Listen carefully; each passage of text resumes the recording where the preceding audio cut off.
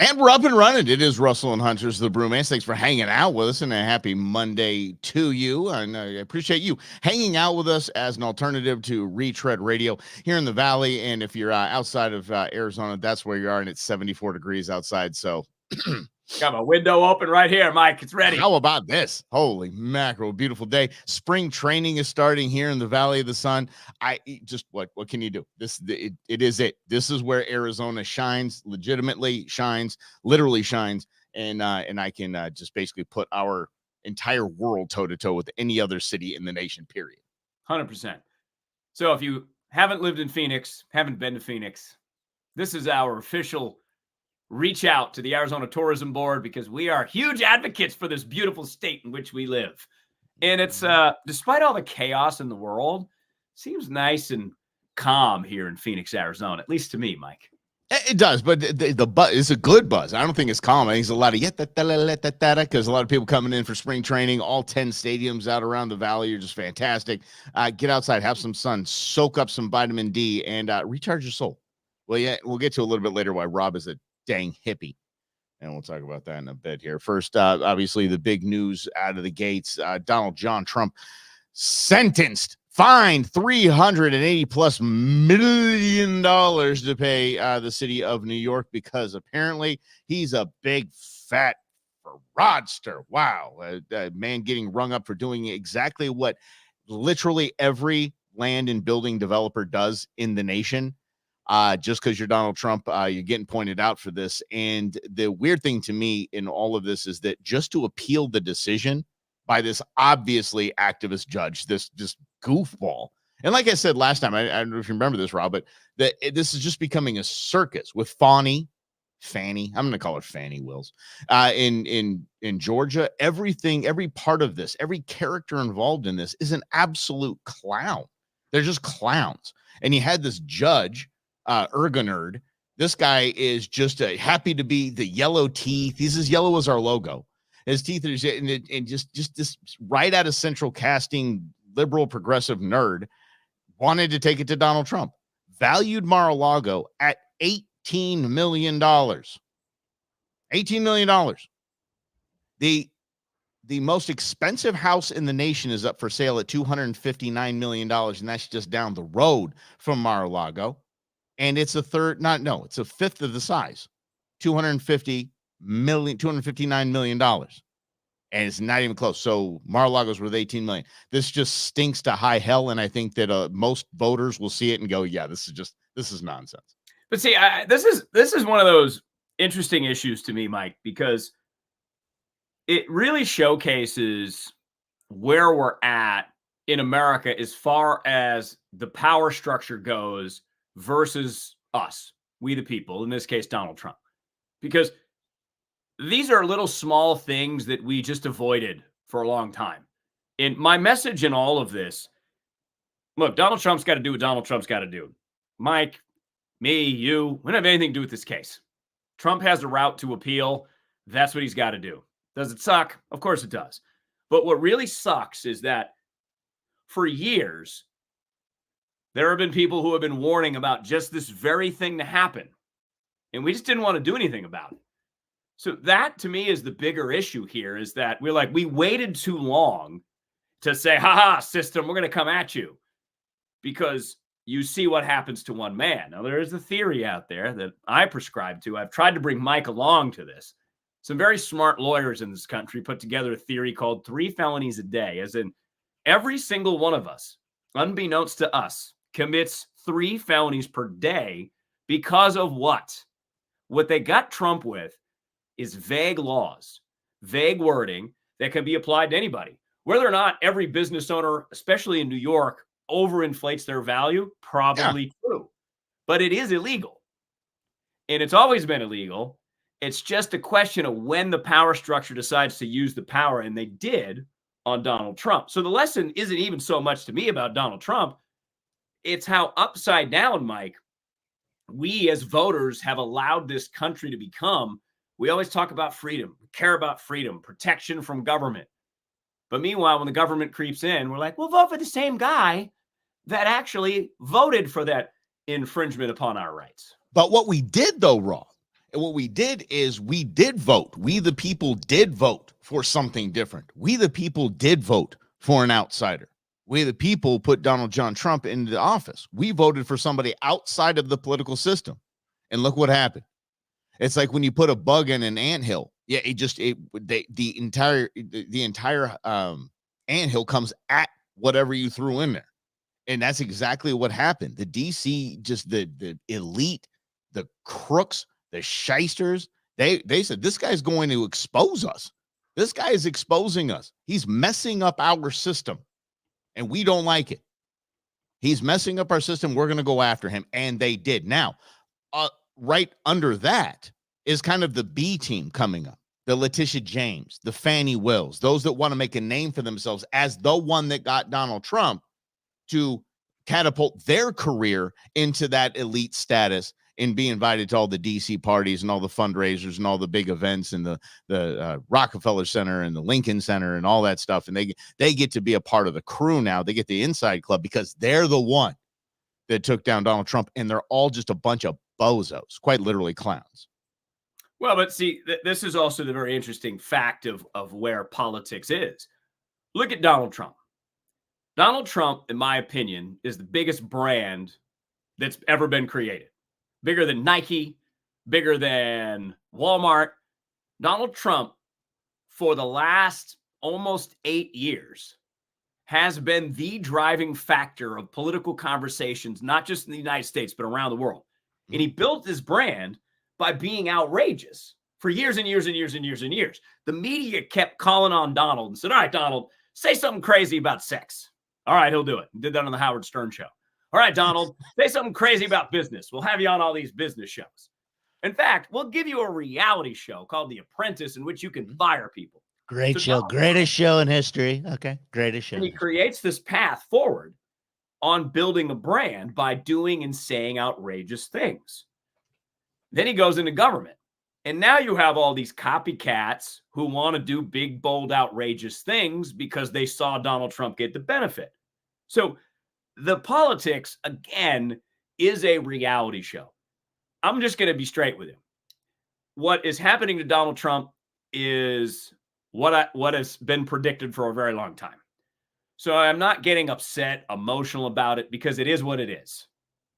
The question is, Mike, you said it. In 2016, we voted to do something. The lesson is to make a change by voting for an outsider, Donald Trump. It was too late. We should have done it 20 years ago. Sure. So since you can't undo it, the question now becomes, if this system is so backwards, how do you change it? How do you reverse it?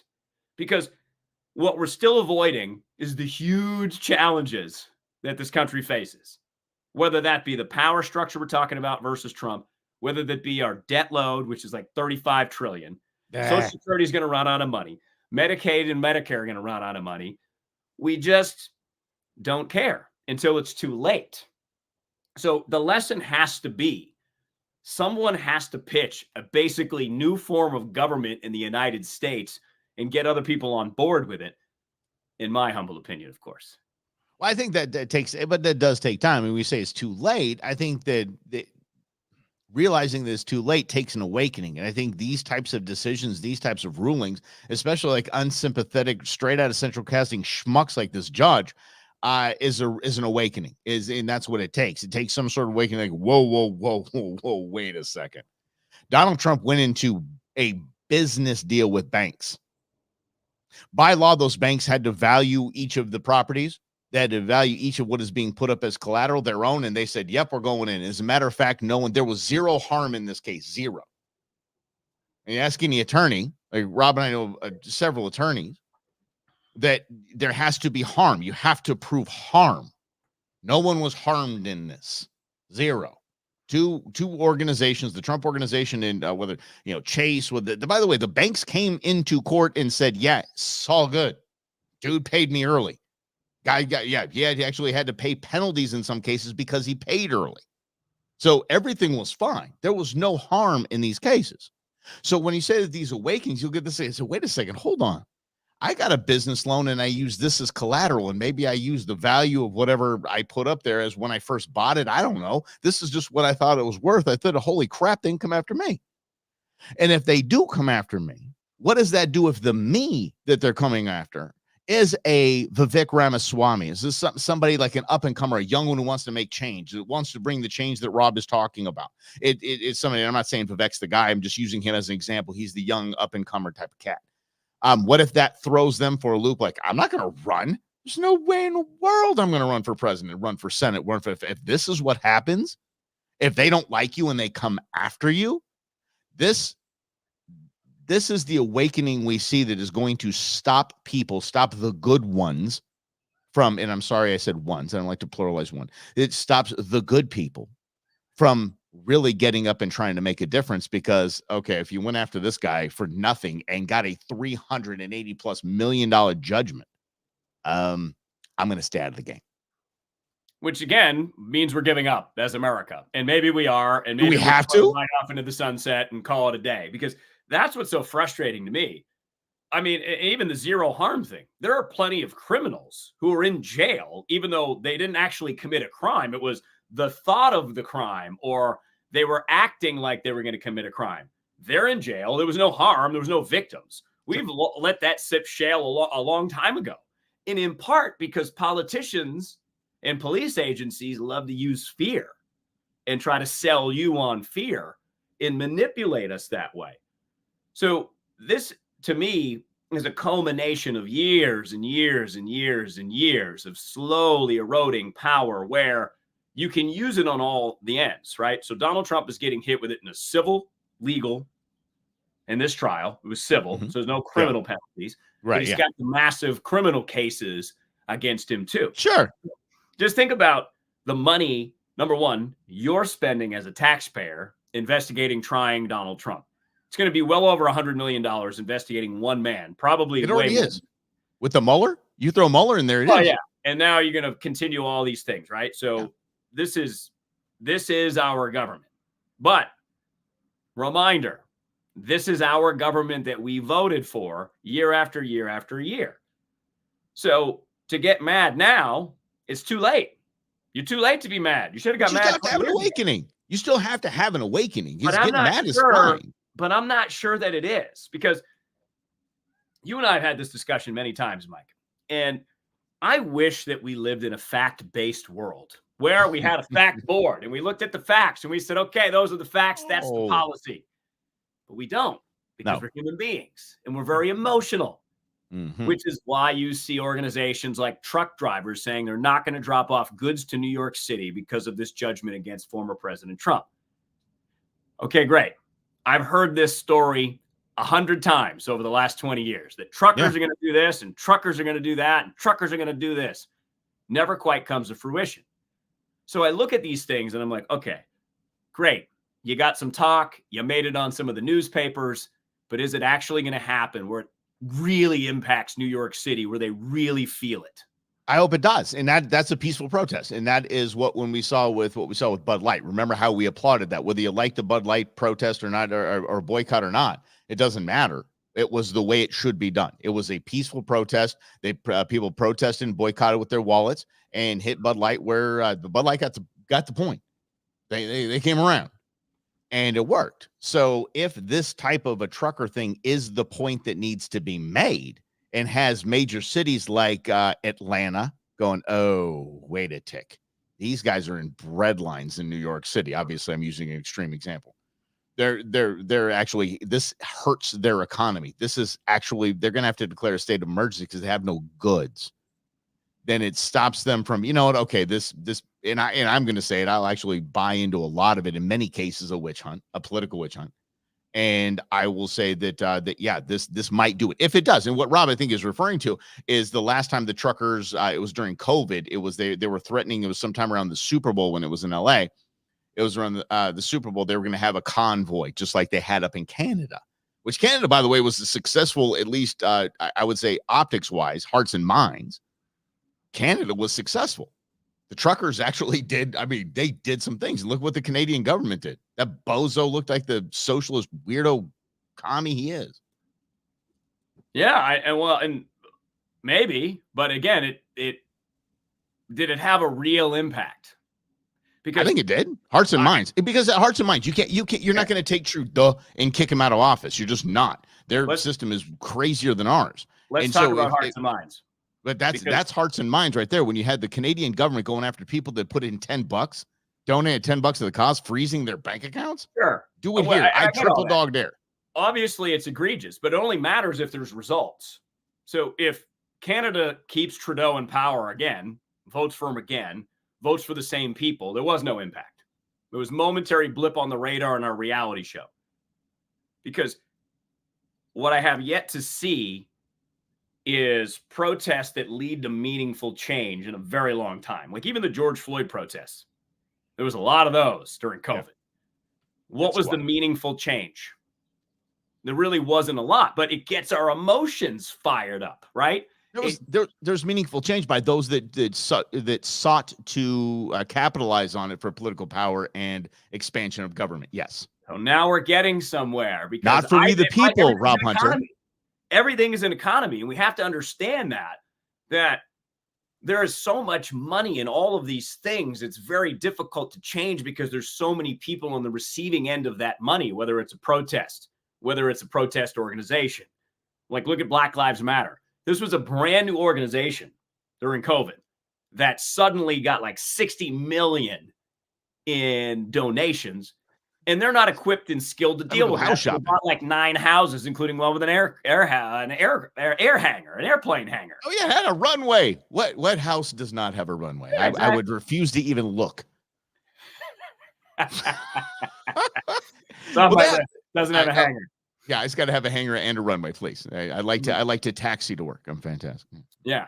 So, but it is an economy. Question that just becomes for real though. Like, what are we doing? Because we're so focused on tomorrow, not in 2028, 2032, 2036, which we're going to have an election. Most likely it's going to be Biden or a substitute versus Trump. So we already know what we're getting. One of them's going to win unless a crazy circumstance happens and we have President Robert Kennedy. Doubtful that would happen. I ain't mad. It would be an interesting idea. Not mad at the thought. But either way, you get 4 more years of Biden or a Democrat, or you get 4 more years of Trump. Okay, then what? What do we do then? Because a tax break to move this. Well, I mean, it depends who wins the Senate, who wins the House. You got so many different taxes and all these things. I just go by Chappelle's answer. Do you remember that during the stand-up? What are you gonna do if Trump wins? He's like, I don't know, get a pretty substantial tax break. Yeah, exactly. Well, but I mean, Chappelle's point is the most fantastic point in that because we debate this and we talk about it, we give so much of our emotion and energy to people that can't really control our lives other than maybe you pay a little bit more in taxes, maybe you pay a little bit less.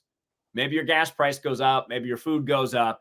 So you have these little things, right, that do impact you, but the politician himself or herself really doesn't. They don't come over your house and hang out.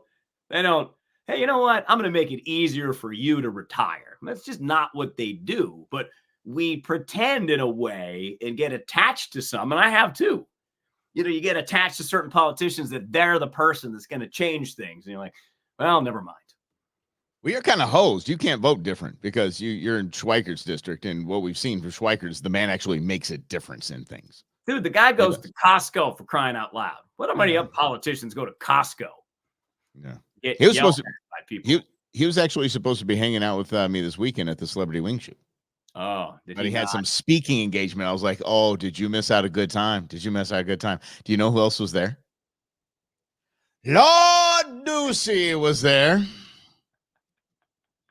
I got to tell you, man, I was actually pretty dang nervous. I was like, oh my gosh. Okay.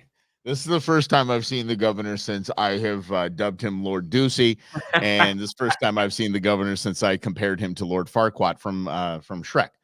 And just for those of you that are new to the game, Governor Doug Ducey was the governor of the great state of Arizona. Voted for him twice, so at least I had that in my back pocket. At least I voted for you twice, champ. And during COVID, Rob and I did not agree with a lot of his maneuvers. We didn't agree with a lot of what he was doing or he thought he had to do during that time. And we dubbed him Lord Ducey. And so he was not a fan of ours on terrestrial radio. And so this was the first time me bumping into him. I got to tell you, the man just walked right up to me, just put the hand out, shook my hand, said, "Man, thank you so much for having me out here. I'm having a great time. My son and I are having a great time. Appreciate you putting this on." And then I'm dumbfounded. I'm like, okay, cool, dude. And then he goes about his way. Guy can shoot, by the way. Yeah. No Yeah. kidding. So at this event, we have something called Nat Warfare, GNAT, Nat Warfare. And what it is, they're drones with exploding targets on them. So these things are basically model airplanes with big cardboard wings that have exploding targets on them. And it comes to the firing line and turns sideways, turns broadside. And so you get to shoot at the targets. And if you hit the targets, they explode and you keep score as you go along. Deuce can shoot. Watch out. That man's got some skills. And I guess he had his shotguns at some other property or something like that. So he was actually even with a loaner gun. I was like, man, okay. Okay. And then the second time I ran up to him, it was very cordial. It was Labby. He actually took a pledge card, wants to be part of the organization, wants to donate. And I was like, okay, hat in hand, I got you, buddy.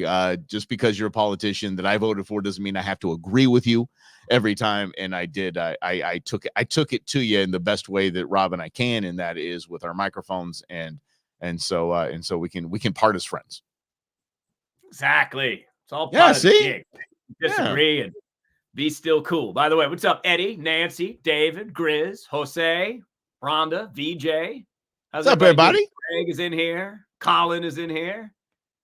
And I forgot who said it, because of course, it was Greg that said it. With the car dealerships, going back to the Trump thing. I mean, the car dealerships, they use book value, but it's all over the board and it's just kind of everywhere. And the bank's got to take it as basically at the dealership's value. Whatever deal y'all made, okay, we'll go ahead and finance that car. So that's interesting too. I'm sure there's a lot of shadiness in that stuff too. I'm sure there is. And if there was a Trump Ford dealership or the Trump Auto Mall or something like that, I'm sure they'd take it to them for some devaluing. I mean, improperly evaluating cars when they were being financed. So there was going to be something they were going to get the guy for. That is faux show. Well, there was a guy who lives out here now who lived in a previous state that his whole entire auto team got busted for that. He did not know. Yep. No, he didn't, because he turned on his partners. He turned like a turncoat. Yeah. And then does all these videos about loyalty. So yeah, it's right. Okay. Well, loyalty and to thyself. It's it's just the way that the world works. And it is unfortunate sometimes that humans are humans, but we are. And I don't know, Mike, I've had this kind of realization in our shifting lives that I just try to accept reality. So going back to the Trump case, that is his reality that he has to figure out what to do with. It's not mine. Does it indicate what I think a major problem with power is in the United States? Yes. But I've already proven that theory 27 years of doing talk radio, 23 years of doing 24 years doing talk radio. So the theory has already been proven to me. This is just more evidence and more to ring that alarm bell, that Paul Revere style. Like, is this really the government that we want? Because if not, it is time to have those hard conversations and really dig into the long term. Forget the short term.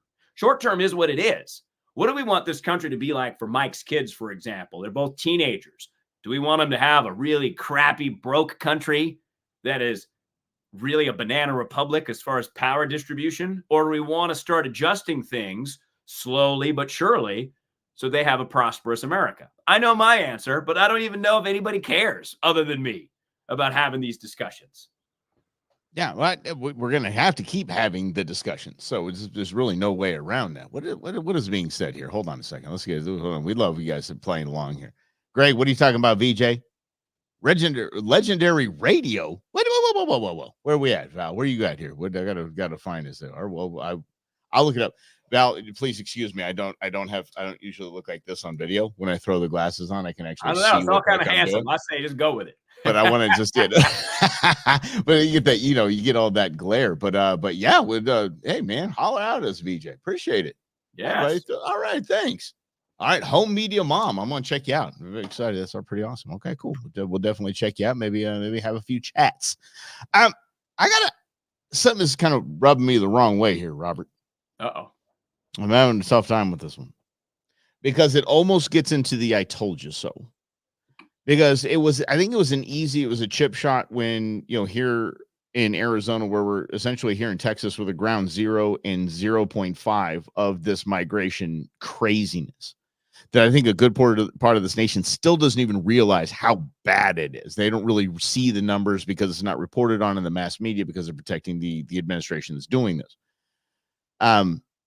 We said the chip shot was simple. Oh, the Dems are just letting them in so they can have a voter base. So they can always have, 9 million new voters. And that might be part of the plan. That might be part of the case. But I say, wait. You start looking at the lines coming in, and there's less women, less kids, lots of single military age dudes.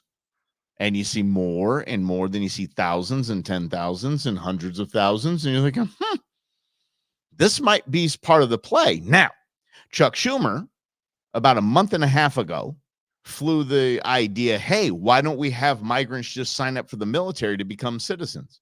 Now, a representative out of the state of New York, Chuck Schumer state, still a Democrat representative, is now again putting forward legislation to be considered in committee and potentially get to a floor vote to have these migrants just sign up for the military. And there you go. There's your path to citizenship. What could possibly go wrong here? I mean, other than going to war in Ukraine with migrants. I mean, other than that, I don't know. Maybe go to war in Yemen against the Houthi rebels that are blowing up ships that are shipping necessary supplies in that part of the world. I don't know. No, you see, but we've heard this for 3 years now since Biden took office. So, recruiting down, recruiting in the military down. Military can't meet their numbers. The Army, the Air Force, the Marines can't meet their recruiting numbers. Oh, gee, we have a crisis. Remember, cause a crisis, or at least let us know there's a crisis, or create a crisis, and then solve it with one of the other crises that you caused.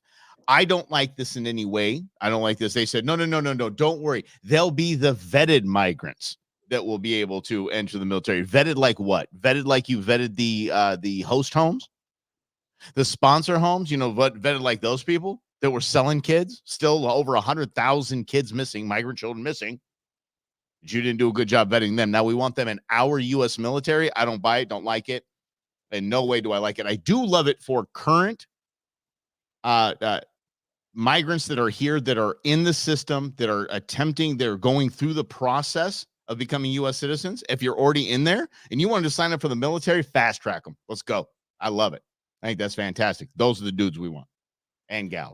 This is interesting because this is another problem that America has to solve, right? And this is the problem with voting for the same people over and over and over and over again. They create bigger problems. So this is not a solution to this problem. That's what I don't like about it.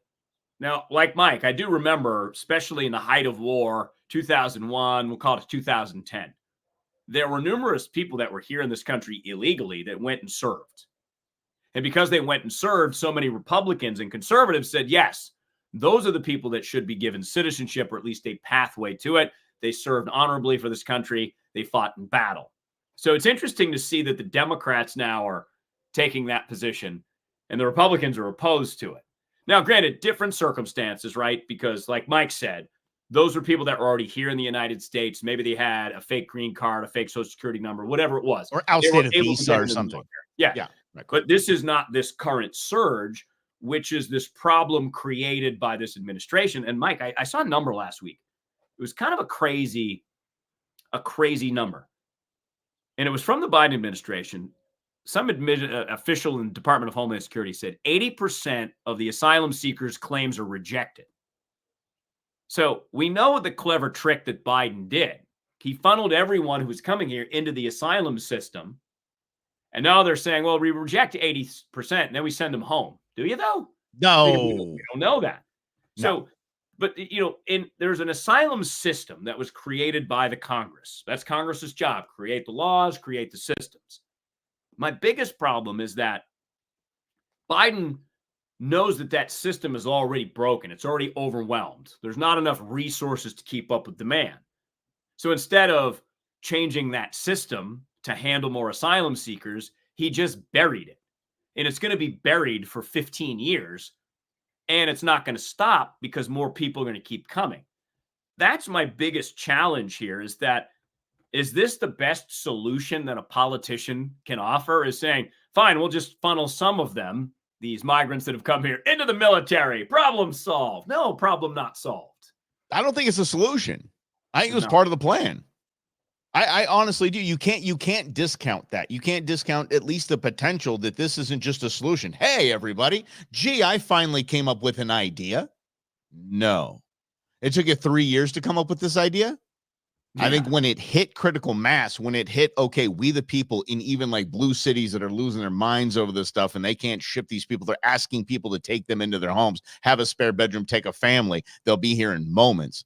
I don't know if you saw that report. It was, I believe it was out of Chicago. That his family said, okay, great, we'll sign up and we'll host somebody. They essentially hit send on their application. 15 minutes later, there's people at their door ready to go. Let's go. Here these people. Like, who the hell are these people? Why are they here? This is a local news series I saw. They're like, we didn't expect them to be here within the hour. And so they're asking that. So when we hit critical mass like we have, the next phase of the plan, I think, is more likely of an explanation than, oh, gee, hey, we just came up with a thought here. Let me push see if I can push some legislation through. It doesn't add up to me in that way. Well, and it's, to me, it's this constant lowering of the standard. Like, I always thought, in coming up through public school, when you're taught history of America, you're taught a history of a higher standard of what your rights are than anywhere else ever in the history of the world. Now, that doesn't mean we've always lived up to that. That doesn't mean that the United States has always respected your rights, because that's always the constant battle. Government is power, rights is freedom. Power and freedom don't go hand in hand. So I bring all this up because everything is a resource battle.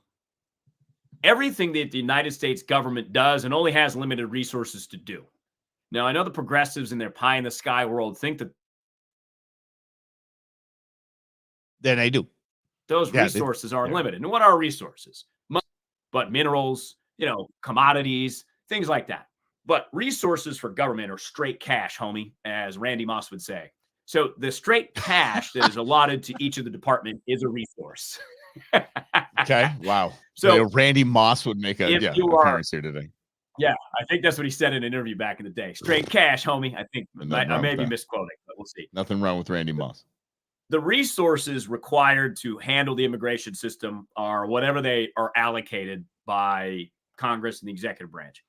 But now you need the resources to handle 8 million more people. Where are you going to get those resources? They have to come from somewhere else. They don't just pop out of the sky.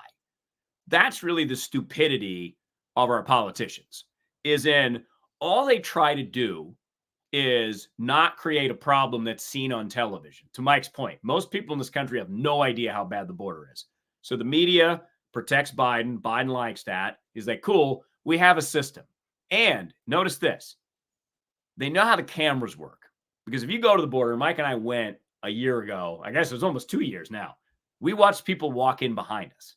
Yeah. That's the video that they don't want. So they try to get people out of there as quickly as possible, into some system, into some other city, so that you can't see them gathering at the border in terms of like 1 million people. So they do it quickly so you don't see it, but they break the system from the inside. If they ran a business like this, the business would go bankrupt. Easy. Because you would rely on your customers to bail you out. So you'd have to sell more products, raise your prices, whatever it is. But the government can't do that. So this is an administration, again, that has decided to screw you over, doesn't care about your money, doesn't care about your neighborhoods, doesn't care about anything. So now, again, it comes back to this question. We think we know what the answer is, but that answer is not one person. We have to move past this idea that Donald Trump is the answer to all these solutions. It's Donald Trump plus about 100 other people or 1,000 other people that are going to be required. No, they will be required, but it has to start. You got to start with one, especially if it's the top. Whether it's Trump, it's Vivek, it's I don't know who it is. The Newsom, please God, not Newsom. No, yeah, they take care of a lot of things by just burning it down. But I have always bet, and Rob will back me this, after 16 years. I always bet on we the people. I always bet on the numbers. And I think we have the numbers, and it's so hard for me to wrap my head around how the hell are we not seeing this? And I have to trust that that is a part of the issue, is that we're just being kind of the silent majority. Remember, we talked about the silent majority for years and years ago, the silent majority. And the silent majority, I think, sees what's going on at the border, sees that when Biden made his one trip down to the border, oh my gosh, did you see that he went to East Palestine? Oh, he did? Yeah. Did you see that? No. That was, he actually finally, after how many years, went there and hung out and did a stupid photo op and a little speech. It's absolutely embarrassing. And that's what I'm saying, is that we the people have seen that. You have to see that, go, oh my gosh, I'm actually embarrassed for you as a politician. Forget as a president. I'm embarrassed for the party. I'm embarrassed for the administration. I'm embarrassed for the handlers, because that you should have just walked away from it. You should have just let it be forgotten. And it wouldn't have moved the needle one way or the other if people try to point that out in an election, saying like, you never went to East Palestine. You going this late, optically horrible. And that we see what's happening. We saw when he went down to the border, when he went to El Paso, and just magically 300,000 migrants coming through the border every single month. Magically, there were none in the processing center that day. Nope. The border town that he was in was magically just had no homeless, no migrants, no people waiting in line at NGOs, at faith-based organizations. None of that. Just happened to be the day that no one showed up. Magic. And that they think that we are that stupid that we could see that and go, okay, yeah, everything's on the up and up here, is what I think I'm holding out faith in the elections, that we, the people, the masses, do see that. And there's just no way. Well, and so this is interesting, because clearly Joe Biden, based on performance, does not deserve a second term. Based on how he looks, how he acts, doesn't deserve a second term. However, he still might win. Like, that's that weird reality that we have to face, is that there is a chance Biden at 82 gets reelected for 4 more years. Now, Mike and I both believe that there is a Democrat plan to either take him out at the convention and say, see you later, Joe, or right before it, and they'll have their Newsom or whatever ready to go. Yeah, May is the time. But until that happens, right, what we see is that it's Biden versus Trump. So I'm looking at some polls right now, and this actually is very interesting. Battleground states. Trump is up in Georgia, slightly ahead in Wisconsin. He's up in Arizona. Mm-hmm. He is losing in Pennsylvania, but just by a slight margin. He's up in Michigan. He's up in Nevada. No, those are all the key states. Yep. Now, there is a long way to go till October, because we're a very emotional country, very emotional people, especially about Donald Trump. So I think going forward, this is what I would say. If you are a fan of Trump and you want your neighbor to vote for Trump, it's on the approach, because the ground game is super specific, but you have to tread very lightly when talking about Trump, because I think that sometimes the Trump side tries to, I guess, press too much, just like the Democrats do. If you back off and you listen to people and you hear their concerns, they're going to be the same concerns as you. Now, you have to approach things, I think, like a long-term strategy. You can't go over to your neighbor's house today and try to convince them to vote for Donald Trump. But you can go over to your neighbor's house several times over the next few months and show them what's really going on in this country. And then you might go, especially if they have kids. What kind of country do you want your kids to grow up in? I got a MAGA hat if you want to borrow it. And you can go over to your neighbor's house. Just let me know. I mean, classic way to get influence. That's right. Right out of the gates. What's Mike coming? Oh, here he comes again. Here he comes. Mm-hmm. But don't worry. Trump's goose is already cooked, according to MSNBC. This is my favorite. I love this. I saw this today. This was straight out of MSNBC. The MSNBC historians. Everyone say that again. The MSNBC historians have ranked the greatest presidents of the United States of America. Yep, 1-45. You ready for this? No, I'm not. I am just not. Number one, Obama. Number two, Biden. No. Actually, no. Come on. They gave Lincoln the nod. The nod, which still isn't true. Washington was the best, and the reason why, and Rob will attest to this, and it was pointed out by our buddy David Schweikert, is that they basically wanted to make the man a king, and he said, "No, I'm good. I just fought a war for 2 years, and so we don't have that. So I'm going to say no. I'm going to go make booze at my my little ranch I got going on up there." Mm-hmm. Yeah. Lincoln, number one. Whiskey producer in the United States for a very long time. He was that? first president of the United States. America's largest whiskey producer for a while. Again, which makes him number one. Exactly. That's just awesome. Hearts and minds right there. Of course, FDR they put in at number two because, I can't even get my head around how FDR is number two. Washington came in there at number three. My man, Teddy Roosevelt at four. Barack Obama, number 7th ranked president of all time in our nation's history. Barack Hussein Obama. I can't even get my head around that. LBJ is 9th. Kennedy's rounding out the top 10. Biden at number 14. Yeah. The MSNBC historians have this brain dead old coot at number 14. 14. Where do you think they have Donald Trump? Well, by the way, Donald Trump, before you answer, Donald Trump, keep in mind, if you look at the stats, just the stats, take Mean Orange Man Mad out of this, take the tweets out of this, take all of it. Take all of it out. Take the narcissism, take the planes, take all of it out of it. Take Stormy Daniels, all of it. You look at the metrics that we rate presidents on, he's almost top in every single one of those categories. Unemployment, wage gap, all of that stuff. He was crushing. Spending, he was up there too. So that's definitely a knock. Where do you think they have him at that? 43rd. 45. It seemed too obvious to put him at the bottom of the list. I mean, come on. Like, just fine. What basically, if you're going to rate the presidents by what? Niceties? Nice? I mean, come on. These guys, especially FDR, these guys were bleeping you-know-what holes. I mean, they just the arrogance, the narcissism, all these, but then, okay, forget it, whatever. There was no internet. And by the way, I've given W credit for this. I've given Clinton credit for this. I've given Obama credit for this. I've given Trump because none of the previous presidents had to deal with the internet in a 24-hour news cycle. None of them. So the shenanigans and nonsense that they got away with is staggering.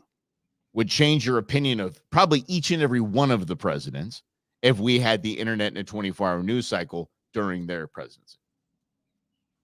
Sure. But again, how much does this poll matter?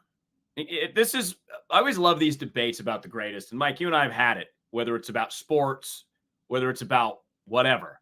If you bring LeBron up, I'm going to start smacking people. It's clearly Tom Brady. Just saying. No. Here we go. It's just a debate. It's just a debate. Like, it doesn't really matter what MSNBC historians think of the ranking of presidents. Obviously, they're biased. Putting Barack at 7 for what? No. For what?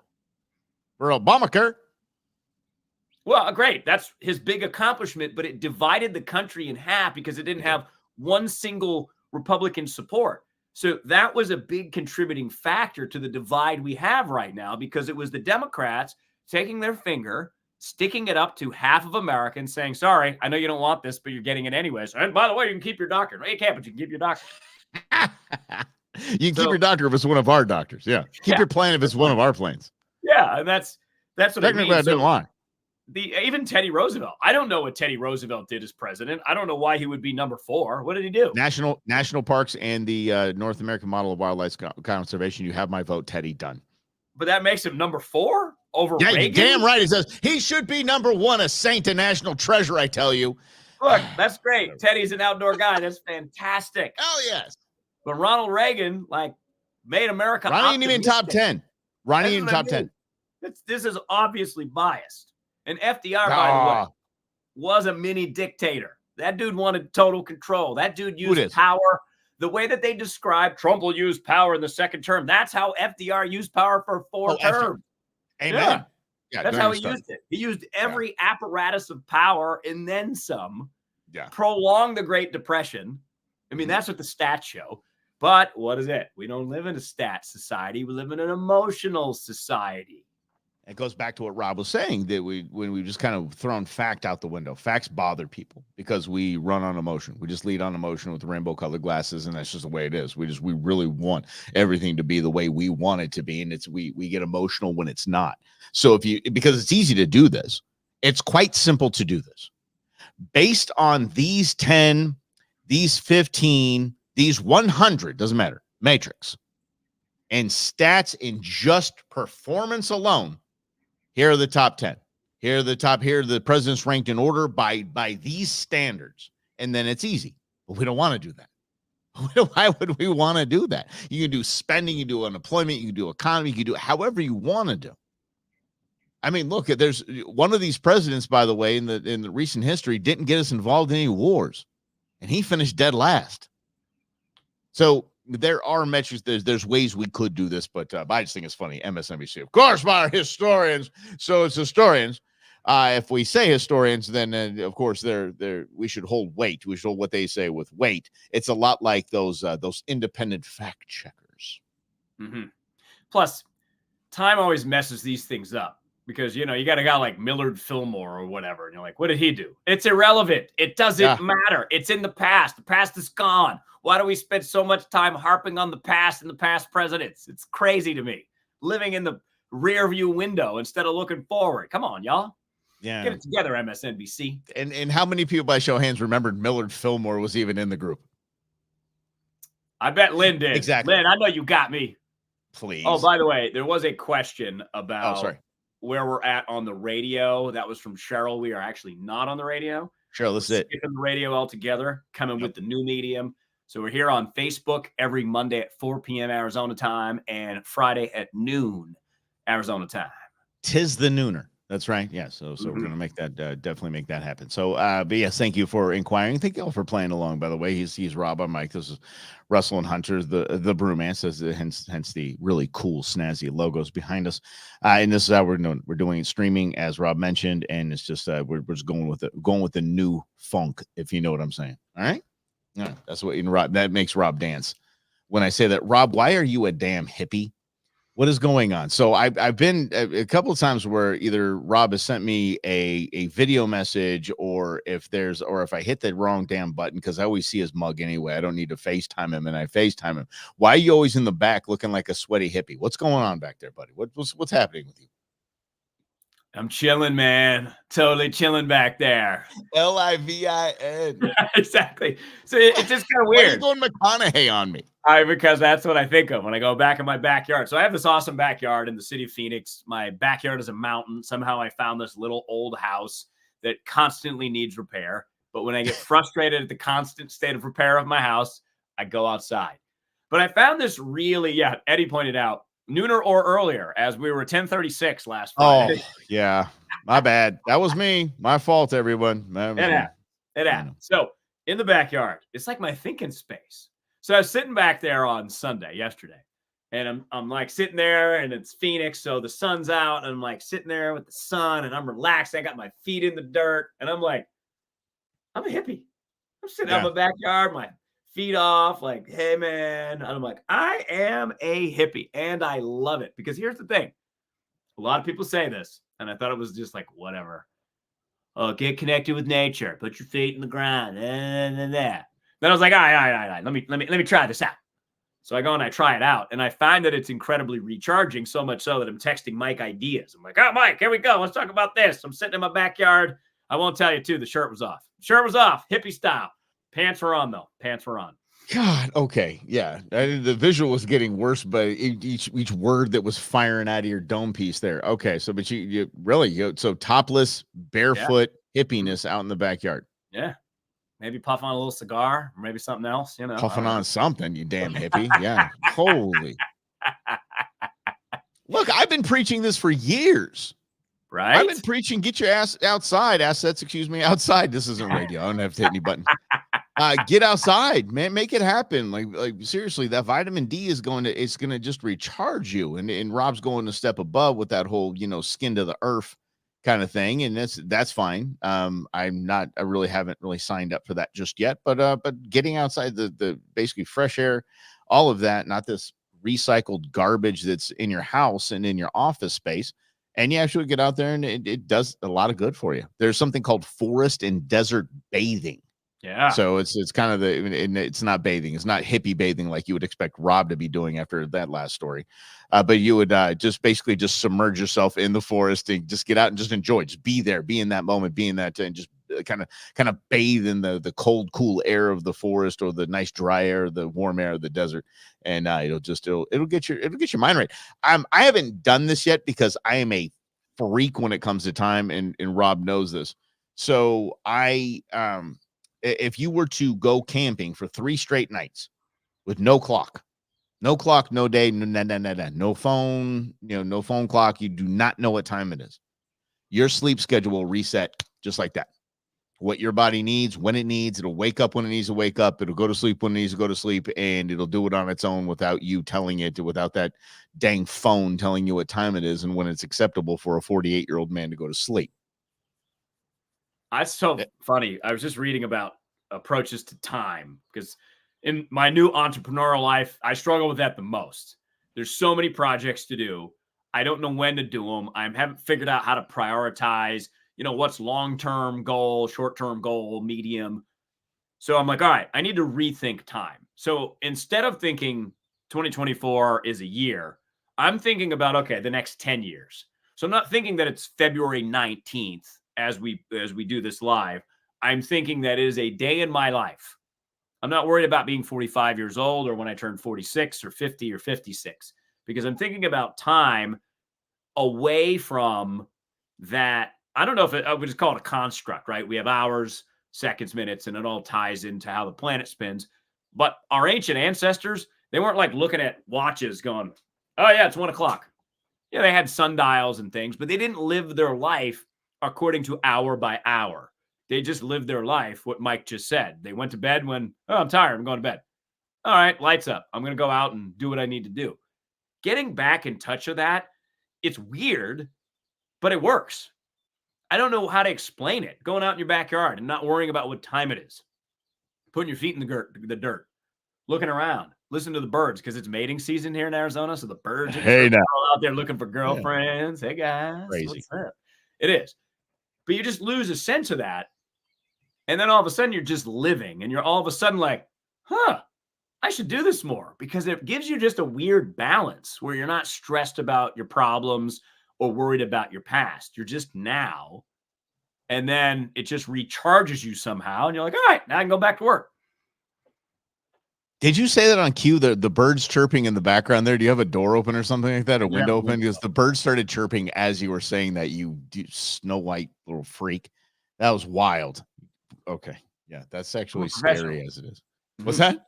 I'm a professional. Did you have your wife release the birds as you were talking about the birds and mating? No, I actually heard them, so I weaved them into the conversation. Oh, okay. Yeah. It's like, dang, that's impressive. Oh, okay. Right there. Mm-hmm. I have like, this kind of stuff. That's all I got. I got laugh tracks. It's really all I don't have bird sounds in the back. It's you were surprised to hear that. I know you were. Thanks for hanging out with us. And thanks for playing along with us. This is a whole lot of fun. Rob and I are doing this. He's Rob Hunter. I'm Mike Russell. This is Russell and Hunter's the Brewmance. And we're streaming live 4 p.m. on Mondays and the nooner on Fridays. Rob, was this high school in your old neck of the woods? Do you remember this as we're chatting about this? Because my geographically illiterate brain put it in your old neck of the woods up in the great Northeast. But this is something that is really starting to irk me, because the left that doesn't want to talk about it, that thinks that this is totally normal and completely normal, thinks that biological boys should play against biological girls in any sport. And any type of competitive sport is absolutely asinine, but they want it normalized. And the more we try to normalize it, the more we get into things like this story that is probably one of the most flagrant examples I have heard of outside of Leah Thomas, when he decided to swim against the girls and just dominate the entire sport of collegiate swimming. This is a high school basketball game where this biological male injured not one, not two, but three opposing females in the first half. Coach, thank God, coach decided come out of the locker room and tell the scorers and tell the refs, we're done. We're tapping out. We're going to forfeit the game. We're going to take the L because there's absolutely no way I'm putting the rest of my team in harm's way of this girl on the opposing team that I'm pointing to that has facial hair. And I'm not making a joke. I'm not making light of that. Over 6 feet tall with facial hair. And they're playing with the girls. I can't even at this point. But see, these are these wake-up calls. I am perfectly fine that there are trans people in the world. I don't care. It's not my life. I'm not going to tell you how to live your life. That's the antithesis of freedom. However, these types of stories are the ones that have been predicted for a long time, but we just think somehow it's not going to happen. Hence the avoidance. Hence why NBC News won't be covering this story. There was one in Canada. There were 5 biological males playing in a female volleyball game. Saw that. Okay. Houston, we have a little bit of a challenge here. And again, I don't want to label it a problem. I don't want to label the kid. I don't want to label the people. This is wimpy adults is what this is. I think trans issues are local issues. I don't think there needs to be a federal law at this point. I don't like federal laws. Federal laws to me are the last resort. And you say local, like states' rights local? Yeah, there should be a town. So this is the town of Lowell, Massachusetts, which it is Massachusetts. Yeah, I told you. It is Massachusetts. Yeah. The Lowell Collegiate Charter is the school that quit. They were playing this. And again, these are like charter schools, the KIPP Academy, Knowledge is Power program, which has schools throughout the country. They're very good. They take, say, economically disadvantaged kids and give them a very rigorous schedule, but their graduation rates are off the charts. What they do with kids is fantastic. This issue would be best solved, in my opinion, at that whatever school organization they belong to. But we can't do that anymore because nobody actually wants to make a decision and say, look, I get the plight of this kid, okay? But clearly he can't do this. Maybe there's other things that we can find for this kid to do that are productive where he can belong to a team, because it's just obvious. It used to be women's rights, right? Were the big thing. Title IX. Now women are advocating non-women's rights or including people that weren't born a woman into their movement, but making a separate movement so that women once again take a back seat. That's the strangest part about this to me is that, okay, ladies, you remember the 70s? Heck, you remember the 2020s? Yeah. We're talking about the Me Too movement. Now we're like, whatever. Look, you can be loving, you can be caring, you can be compassionate, you can be empathetic, but that doesn't mean you have to allow obviously ridiculously unfair things. Yeah, but okay. Yes, but I agree. I agree. I agree with Rob to an extent I talk about the local part of it. No, I don't agree with the plight of that boy. I just don't. I think go down with Rob as this weak parenting. I understand that. That's not saying he can't be trans. Be trans. I'm fine. Whatever. Who cares? But who does care is the people on the other team. So when you say it needs to be a local thing, you look at mostly Massachusetts, and Rob is from Massachusetts, so I'm gonna overgeneralize, but you tell me if I'm that far off base. I mean, they did bring us the Dunk Kings, so I'm still a little bit positive on Massachusetts. Massachusetts is a very liberal, very woke, politically ideological state, correct? I would say yes, yet somehow it's still one of the most racist states. Just not in the ways that are obvious in the South. It's just more subtle. we have better racism here. Yeah, they're just better at it. What do you mean? Like if Boston sports fans go to a Celtics game and get upset, there's some words that fly around that shouldn't still in this day and age. So it's this weird progressive place that somehow still likes the hurl racial insults. Politically though. Politically a woke. Okay. Big so time. A very progressive joint. Why would, And I would, let's say I have my kid go into one of these charter schools, and I'm like, this kid is just a good basketball player. I'm excited that she's playing, and she just loves it. It's amazing. But we have no trans policy in the state of Massachusetts where biological boys can compete against girls. We're going up against this team that has 4 biological males playing, and the last 3 games they played, they have injured a total of 9 women. And so that's where you kind of look into, okay, now it would be nice to have some sort of overseeing protection of those kids and for those kids. I mean, we have the AIA here. We have the Arizona Interscholastic Association. This kind of the governing body in Arizona of high school athletics, of prep sports. I think that there should be protections at that level. I agree with Rob. I don't think there should be a federal ban on really anything. Rob is, after 16 years of chiseling away at my soul and my psyche, I am really anti most federal anything. So I'm a big states' rights guy, thanks to Rob. And I think this should be a governing body states issue. I don't think it should go down to the micro level of woke schools that just don't care about the other schools' girls and their protection. Because I tell you, that school that has that great academy, whatever, that has that boy playing in girls sports, if there were an opposing team that had 2 or 3 biological males and they started taking out their guess whose attitude is going to change pretty darn quickly.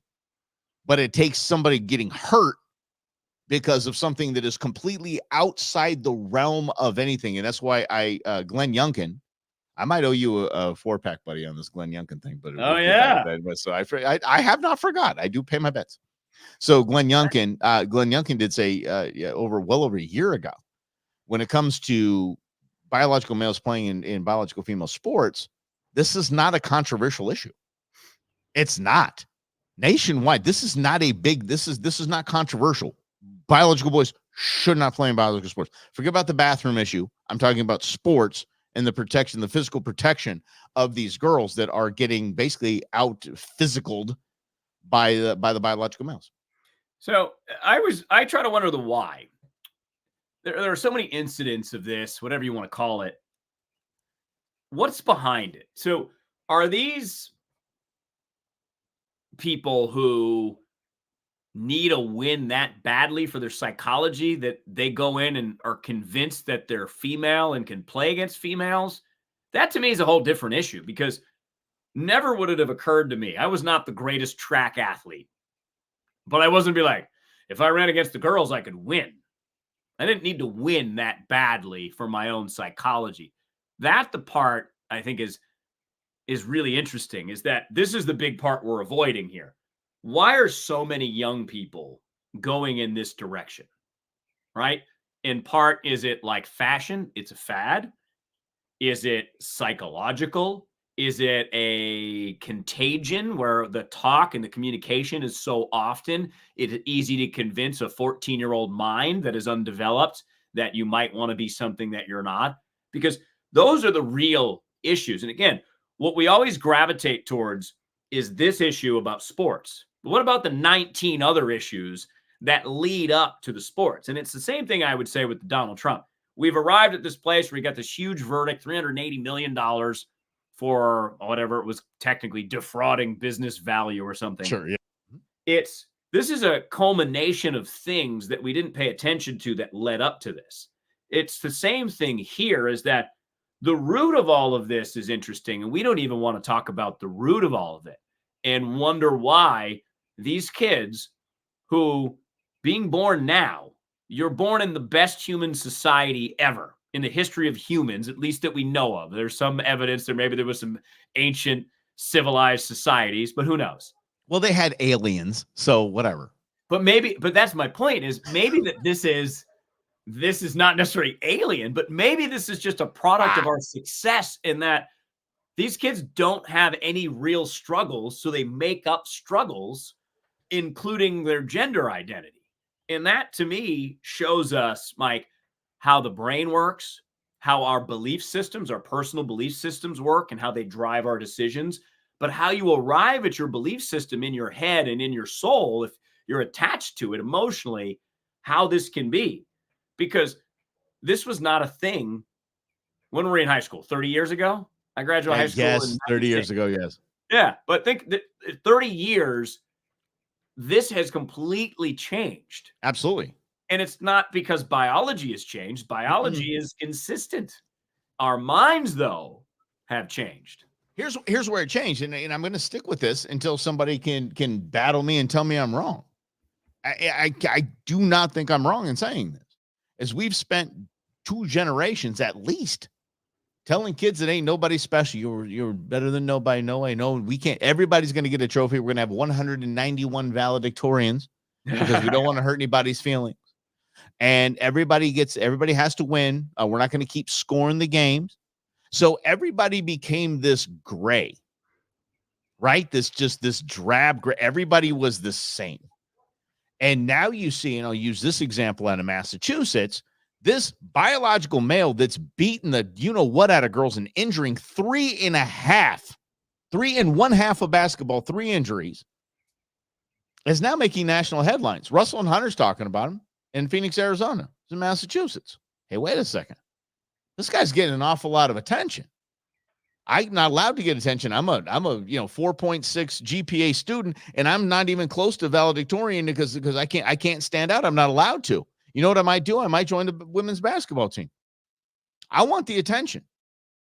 That attention, that thrill, that actual attention that we should give each. We should celebrate excellence. We should celebrate hard work. We should celebrate accomplishment, but we're not allowed to anymore. So those kids are begging, dying to stand out, and to stand out and be somebody, get some attention. That's why you see so much nonsense. We see here in Arizona, the Gilbert Goons. You see people just trying to do just outlandish nonsense for attention. And I think this is a byproduct of that. This biological males competing in biological female sports is not because I'm trans and I want an opportunity to play. Hell, we went through that. I'm female. I want an opportunity to play. That welcome Title IX. And a lot of people fought. A lot of people lost their careers. A lot of people lost livelihoods fighting tooth and nail for that to happen. So my daughter, my niece can play sports on an equal playing field. This is coming along and crushing it, all in the name of we have to be fair to those that just want to seek attention by any means necessary. Yeah, and that's a good theory because we live in an attention world. Yeah. Where attention is currency. Attention is coveted, especially by children, because they have these things. These are communication devices. These are attention devices. So I think that having this in the hand of a 12-year-old and a 9-year-old presents a challenge unlike anything we've ever seen in human history, because you have access to almost every nugget of information in the world. Some good, some not so good. You have access to every type of porn on the planet with a couple of clicks of your thumb. And it's so easy to start one way. Oh, look, I'm looking at normal porn. Oh my God, what did I just see next? Do people really do that? Yep, you can watch that, whatever that is, at 12 years old. And, we were the first, Mike, you and I, in our 40s, first internet generation. Yep. But these kids are getting the internet that is way faster on their hand, not on a dial-up speed that we had to go through. So it's complete. But I mean, I can attest to you 100% how the internet impacted my brain. It helped me, like, really, it made me addicted to certain things that I got, like, super risky stuff, doing risky stuff because of it. I was chasing this high. So imagine at 12, it's 100 times faster. There's 1 billion times more content online than there was when we first got on the internet. Oh, yeah. There were like 6 websites. Right. So you combine all these things, and if we as humans and parents and teachers don't have the proper tools to combat what's happening to brains, we'll lose every time. And I think that is what I witness, is that we're just failing kids all across the country because we just don't want to be labeled as a negative word. We're afraid of the scarlet letter syndrome that Nathaniel Hawthorne warned us about back in the 1800s, that, if you're opposed to that 6'2" bearded girl playing against girls, you Mhm. have to wear an A right here. Yeah. And everybody knows that you are an anti-trans and you don't want to deal with that. So you just shut up. And it's the mom mentality too. And you think about, I think about those parents. Those parents have to be completely insufferable. They're from Massachusetts. I'm going to go ahead and say probably insufferable. I kid, Rob. So those parents, you think about it. So the kid with a beard says, "Mommy and Daddy, I'm a girl now. I'm identifying as a female."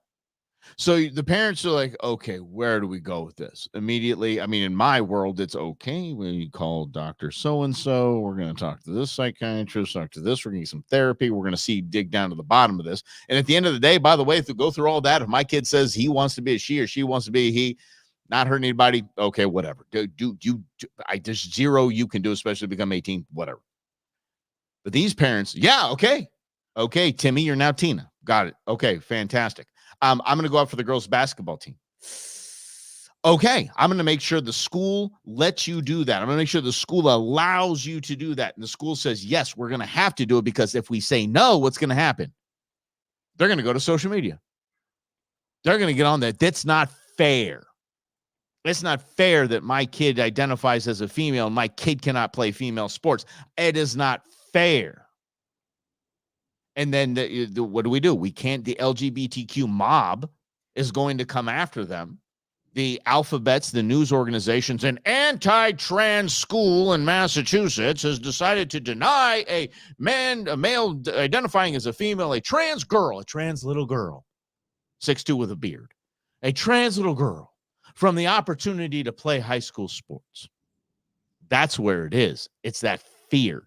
It's that fear, and then it starts with parenting and the whole it has to be fair. Everything has to be. It's a bunch of nonsense. I mean, I might sound like an old man, get off my lawn, but I'm telling you, we've jumped the shark at this point where we have a bearded high school kid playing female sports and injuring 3.5. We've jumped the shark. If that's okay to us, I don't know where to go with this. Get me off this train. That's exactly coming back to the very beginning of this. By the way, if you didn't catch the entire live broadcast here on Facebook that we do Mondays at 4 Arizona time and then Fridays at noon, you can catch the podcast. So wherever you get your podcast, look for the Brewmance, and you'll be able to find this entire conversation. I've been really thinking a lot about when I'm in my backyard being a hippie, Mike. When people say, I care. So what? You care about something. What do you actually do about it? Because we love to talk. We love to converse in this country. We have multiple conversation channels. We get to do it with you just like this. And we always hang ourselves on the fact that we care about things. I care about homelessness. Am I doing anything about it? No. So do I really care? No, I just have an emotion. So what? It's the same thing with all of these stories. So you could say, I care about this 16-year-old's ability to be himself or herself or however they decide to identify. And that's fantastic. And I love that. I want everybody to have free expression too, because that's one of the greatest freedoms we're allowed to have. We're born with, I should say. So that's great. So I care about that too, that self-expression. But I also care that if a biologically built different person swings an elbow, in which if Mike had elbowed a female at 16 in the face, Mike would have got in trouble. Mike would have got punished, expelled, kicked out of school, possibly arrested. True. Now, we don't care about that part. So do you only care about this one kid? Or do you care about all the kids on the court and their ability to play basketball, express themselves, to say, wait, I'm a 14-year-old female. I'm not comfortable playing against a 16-year-old fully built trans female. Yep. Is that voice allowed? That's not fair. It doesn't seem like it is. Fairness doesn't apply to them. Correct. Fairness doesn't apply to what do they call cis females or whatever. How I don't know the term. Well, it doesn't. Fairness does not apply. And Title IX is kicked out the door. And I want to know where NOW is, National Association of Women. I want to know where all these women's groups are that should be losing their bleeping minds, saying you are trampling on everything that we fought for decades for an equal shot at sports in high school and college. What in the world are we doing in allowing this? Why are you silent? That silence is deafening. Well, let's fast forward 10 years. And let's say that in 20% of high schools, every female record is held by a trans female. Do we care then? Because, Should. that could eventually happen where certain schools that allow this, it becomes a thing. So you have a 4-minute and 12-second miler in the female race that's actually faster than the male race or something, because something weird is going to happen. And I want to kind of remind people that are backing this. How selfish are you being by either avoiding the subject because you don't want to get labeled, or by caring about this kid and his ability to play basketball? It's only about you and where you stand. It's not what's good for the other girls on the team. It's not what's good for the schools. It's not what's good for the towns that are involved in this, because all you care about is you and how you feel. And I'm so happy that this kid gets to play against the girls. Did you know he injured 3? Oh, well, that's a shame. He should still be allowed to keep playing. It's only about you. It's not about the greater societal impact. So let's just be honest about this, that most people, when it comes to these kind of debates, act from their selfish urges so that they're liked, so that people want to belong, because it's one of the greatest things that humans have. We want to belong to a group. It's just how we're wired. And I want to be extracized and kicked out of the tribe, so I won't say anything. You're being selfish if that's the case. Sure. And there are plenty of other tribes that will let you join them. Trust me. There's a million different tribes in this country. Many of them are awesome. But we go back to what we were talking about with Donald Trump and or basically the what the system has become to allow what's happening to him in New York City. And it's that awakening that I talked about. And when Rob mentioned just then, he was talking about what are we going to do? We get to a point 10 years from now where every high school and college female athletic record is held by a biological male. Then what do you do? Do you look back and you go, oh, crap, I should have seen that coming. I wasn't paying attention. Now what do we do? I think we're at that point with women's sports. I think we're at that point with our politics as well. And the power we've allowed these bozos to have, and the power and the wealth that we've allowed them to amass, and the expansion and the reach is staggering. And now we've let the trans female community dominate a sport that we fought for years to protect, women's sports that we fought to protect and to guarantee as a legal right. It just might be, is it too late? What do you do? Can you put the toothpaste back in the tube? Maybe we use that as an example. I mean, me as a dad, I'm like, what do you mean I just talked to my daughter in college? Wait a second, what? What do you mean? What happened? Where'd she go? Where'd those 19 years go? What happened to that? What do you mean my son's driving over here right now? What does that make sense? That doesn't even make any sense to me. I think it might be kind of our nature to just kind of go along, happy as can be, and then go, oh, crap. It is. We do it in our own lives all the time. Yeah. I mean, making changes is difficult. Making changes in your own life, a small change, is difficult. We usually wait until the pain is so severe that we have to change. It's human nature. But here's what I've learned in making changes that way, waiting until it becomes so emotionally burdensome that I have to change or my life will change. Well, I started to look at patterns, and I'm not 100% perfect. I don't have it all together. Don't get me wrong. But he is from Massachusetts. He just sounds like he does. Yeah. You can't get rid of everything, right? But you start to notice patterns in your behavior that you think you can get a better result from.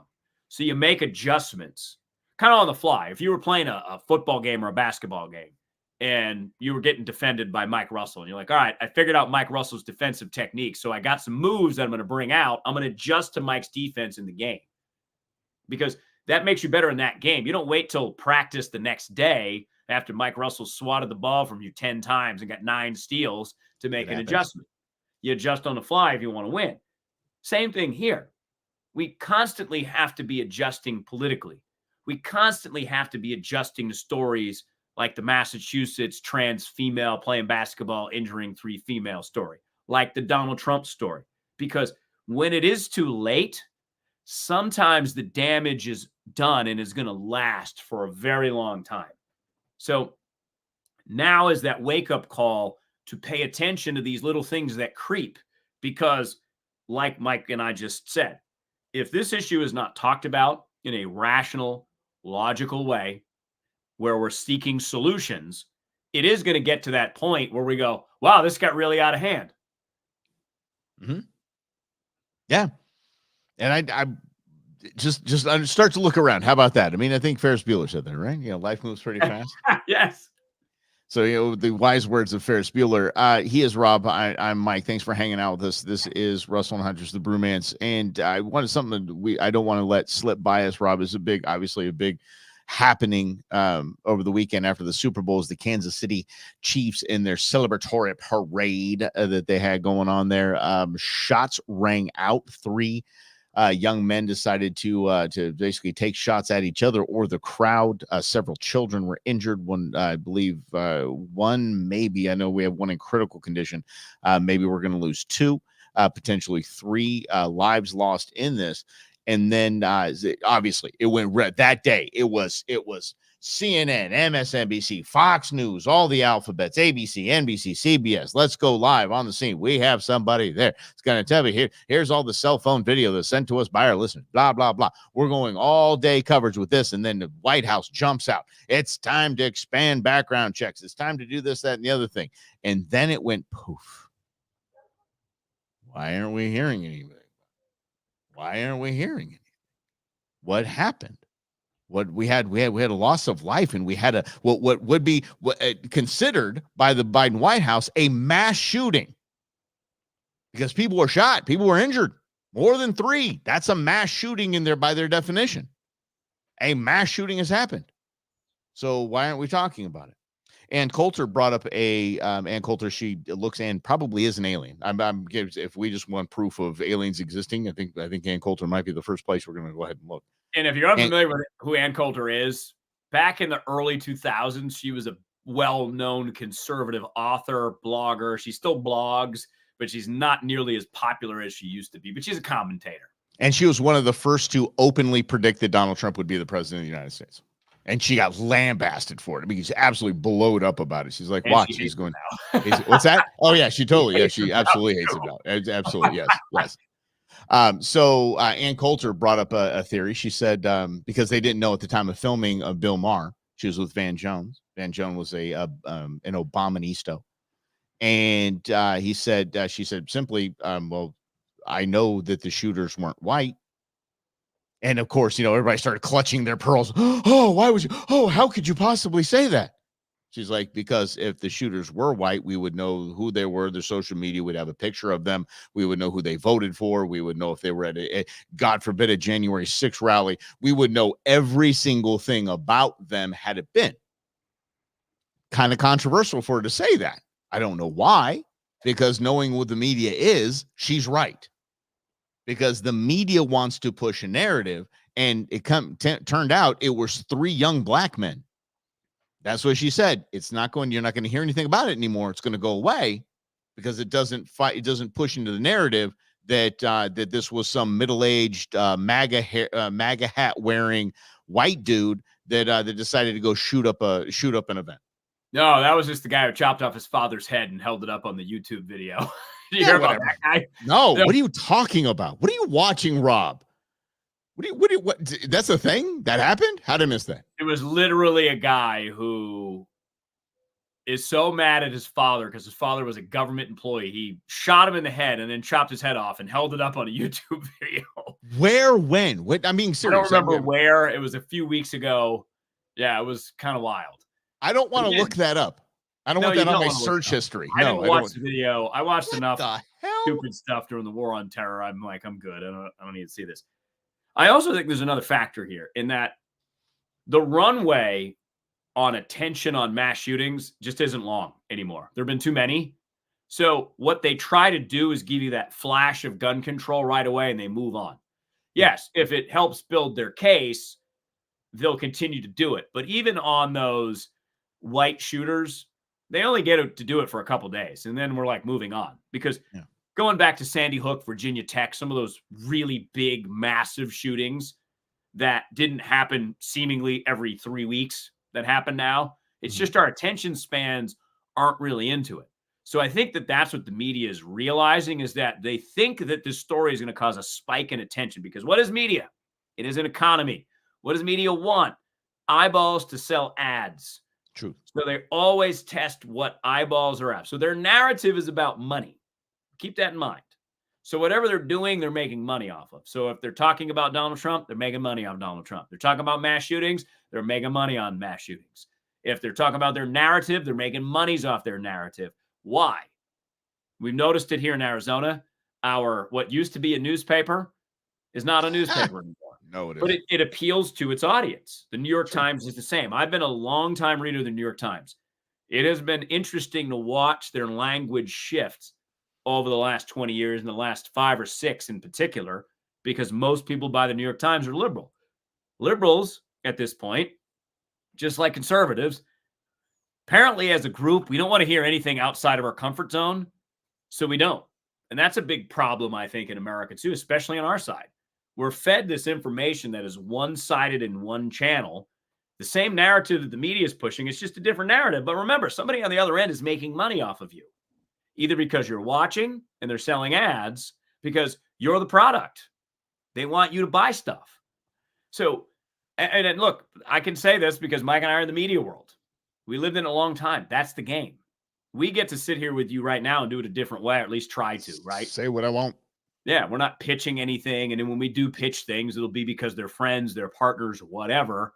And until we can figure out another model to be able to do something like that, that's how I understand the media.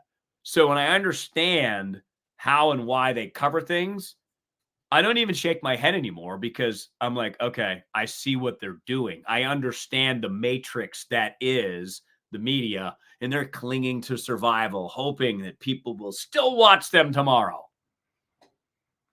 And how many shots were fired at this Kansas City parade thing, and not one of the 3 that were shooting at each other hit each other? I think one kid got like grazed in the cheek or something to that effect and lost lives. It's like just absolutely absurd, the entire thing.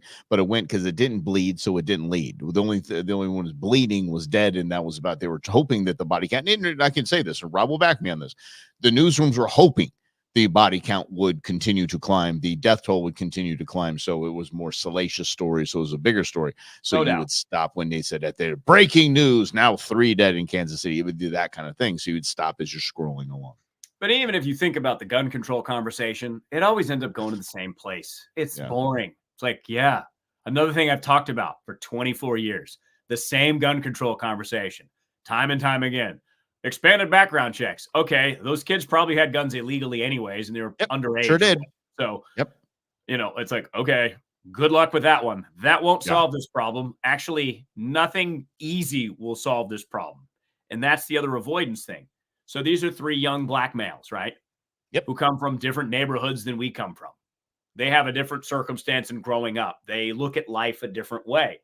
It's another issue we just never want to address in this country because it's too hard.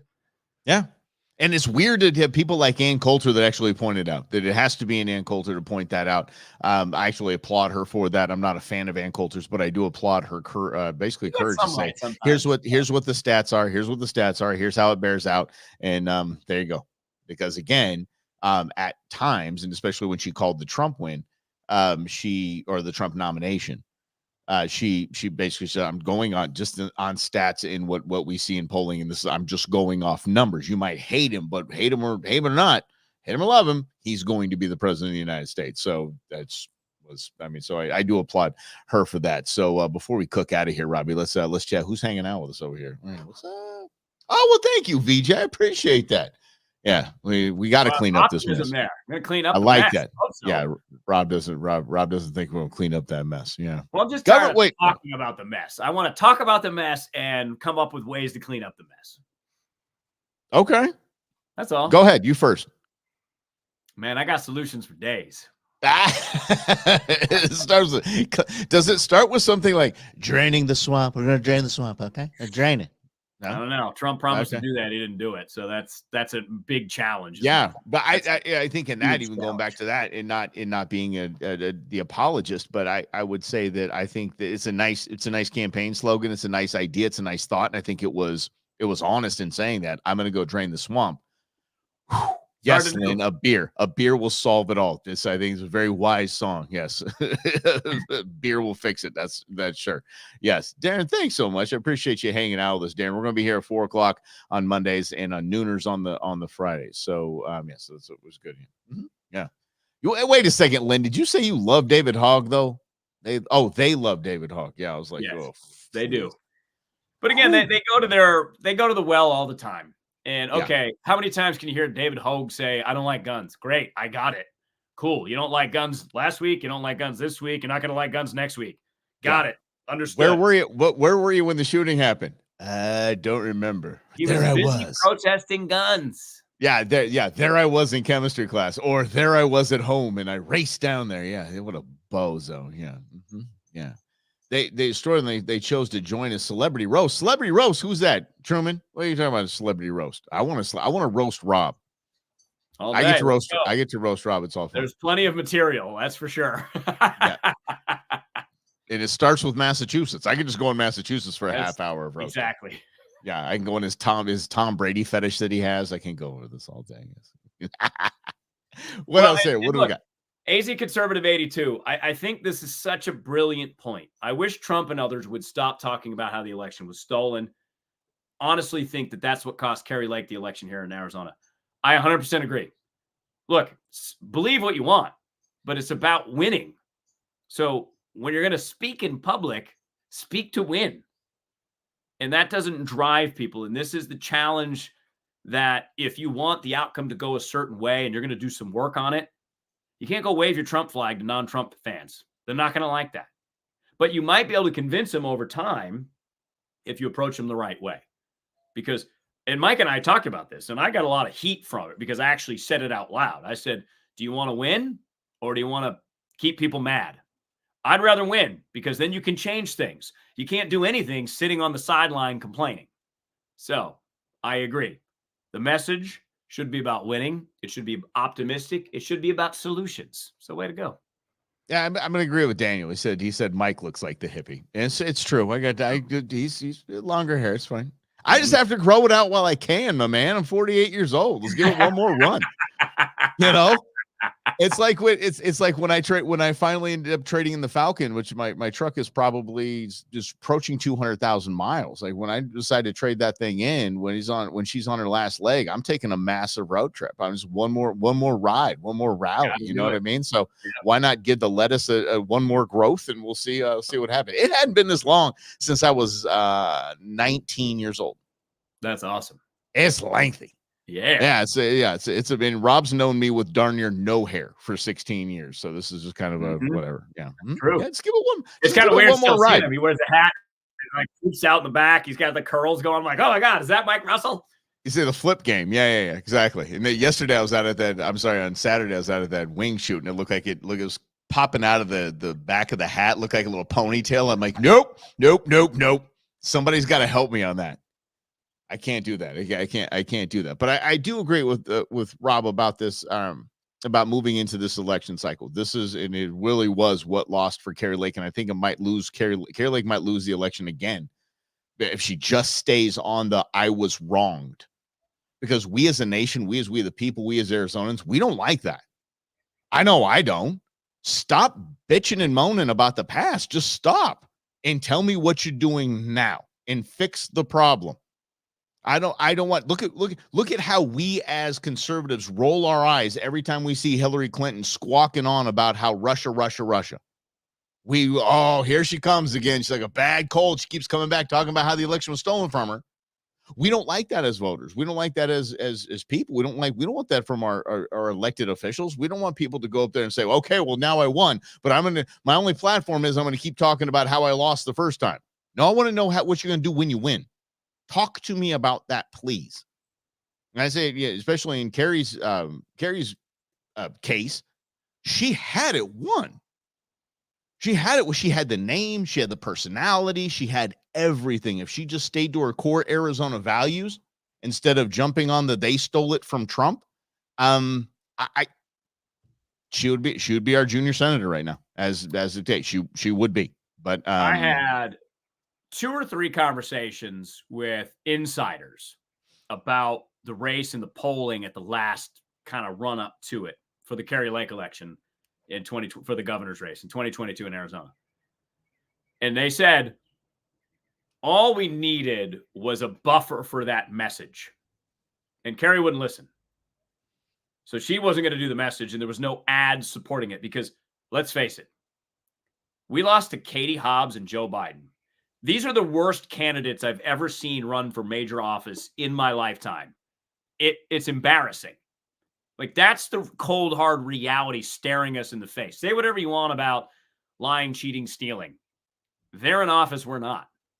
And it came down to 17,000 votes in Arizona for Kari Lake. That's it. There are 7 million people that live in the state, of which 3 million probably vote, give or take. Donald Trump lost by 10,000 votes. You're trying to tell me that 10,000 people were like, just can't do it. Just can't do it, because if you're not in power, you don't matter. Winning is everything. And that's why they say, do whatever it takes to win. Say what it takes to win, and then get the job done when you get in office. That's, just the cold, hard reality of it. If you take emotion out of it, if you take the people out of it, not in office versus in office, horrible candidates now running the country and the state of Arizona. And I'll say this, Del, if you see me with a man bun, you have right to, and I tell you this, I'm giving this to you right now. This is recorded. This is going to live on. You see me with a man bun, you can chop it off. You can just walk up to me and cut the damn thing off. Yep. I am not going to have a man bun. There's no way I'm having a man bun. I have to draw a line somewhere. Del, I'm just going to ask. Del works for Black Rock Coffee. Just bring me one of those Black Rock cold brews while you chop off Mike's man bun, because that cold brew, woo-hoo-hoo, it's like an energy drink. Fires you up. I'm cold, bro. I am cold brew loco. I am addicted to cold brew. I am. Greg, it's a good question. As far as I'm concerned, if I had to vote between Lake and Lamb all day, I'm a Sheriff Lamb apologist. I dig the man. He runs one hell of an organization in Pinal County. And Rob and I got to see firsthand. We got to play along with a lot of that sheriff's department and have a great time with some great people that do things by the book, do things constitutionally, do things for the betterment of we the people. And I am very, very excited about. I'm excited about Lamb. I don't know if he's got the legs. I don't know if it's going to happen, but yeah, I would take Lamb in a heartbeat. And I love Kari. I think Kari's fantastic. She just needs to get off this everything was stolen business and move on to what she can do for the state and the country. Yeah, I agree with that. I don't know. I have all kinds of mixed feelings and emotions about voting and who I'm voting for. So I'm not real sure. I haven't really paid a lot of attention in this break that I've had and not having to do it every day. So I'm just kind of, I know Lamb more than I know Lake personally. And I can't say anything bad about Sheriff Lamb. It's hard. You can't. It is hard. Yeah. That's what I'll give you. And I'm, especially when it comes to policing, anybody that lets me look at their police department is inviting a libertarian Fourth Amendment nut job to go look at a person who thinks America is completely over-policed, all races, all genders. And that's what got me on Lamb. Forget about the fact he takes his hat off when he shakes someone's hand. I mean, the man he's a gentleman. He's a good, solid American man. And I got to tell you that he knew who Rob was. He knew Rob was a libertarian, thought we're over policed. And he said, okay, come on. Why don't you join on? We'll go on a couple of warrant. We'll serve some warrants with you. You can jump in the Bearcats with my guys, suit up. Let's go. I'll show you how we do things. And any man who is confident enough in his pattern of doing right to invite that along, you got my vote. Well, he's in that level alone, he's probably more qualified than most people in the Senate and most people in the House of Representatives, period. Let's go back to your Washington point, Mike. People that have power and don't use it all are worthy of office. People that have shown you, I could do this. I could bend around the corner of a Fourth Amendment once in a while, but they don't. Those are the kind of people you want to have in power because they don't use it all. That's Washington. Could have stayed, could have been buried under the Capitol, could have been King George Washington. said no. Mark Lamb has all these Fourth Amendment powers available to him. And they're no-knock warrants. I hate no-knock warrants because numerous innocent people have died because of police mistakes in these things. Their no-knock warrant, they actually go knock on the door and they back up. And they say, okay, we're here.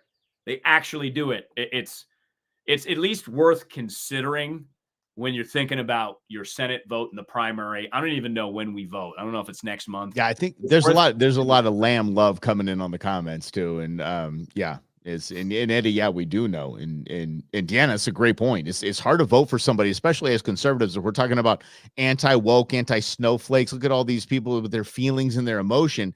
And there's just the victims of the victims. Why would we vote for one that's talking about nothing but being a victim? Fair so point. I mean, it's one damn heck of a point right there. So Greg's confident. Greg, Super Tuesday, March 5th is your answer, buddy.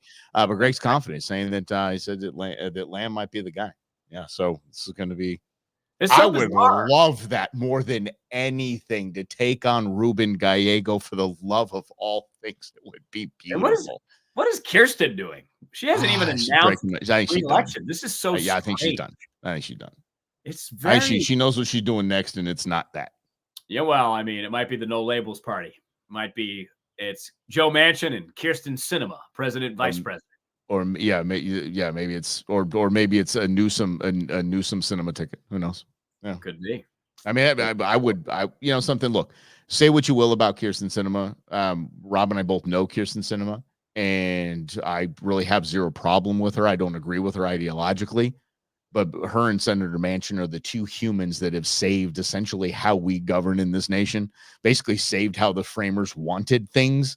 With their stance on two key issues. One, of course, the most important, in my opinion, being the filibuster. Yeah, I mean, it's a massive power shift, right? It's the exact opposite we're talking about with Lamb. The Democrats actively tried to get this power. Now, remember, the Democrats should know the last time they messed with a filibuster. Oh, I think Robbie froze, buddy.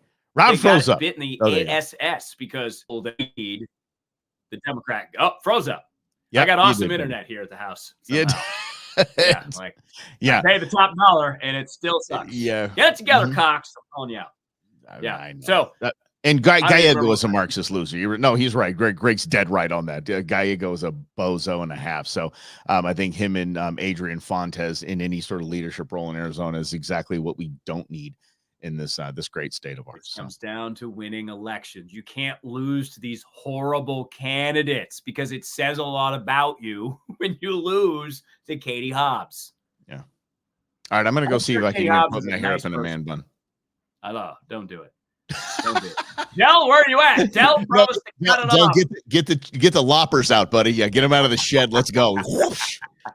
You got it. You have it. You have my permission to lop my hair off if I show up in a man bun. Y'all, thank you so much for playing along. This has been far too much fun. We get the audio up for the full podcast is coming up at the end of the show here in just moments. We're gonna have that up for you. So if you missed the show, just go ahead and do it. We're gonna see you Friday at noon right here on Facebook, YouTube, all over the place. Have fun. The Brewmance, Russell and Hunter. You know where to find us. Have a great night, everybody. Thank you so much. Well, playing along, everybody. Have a good one.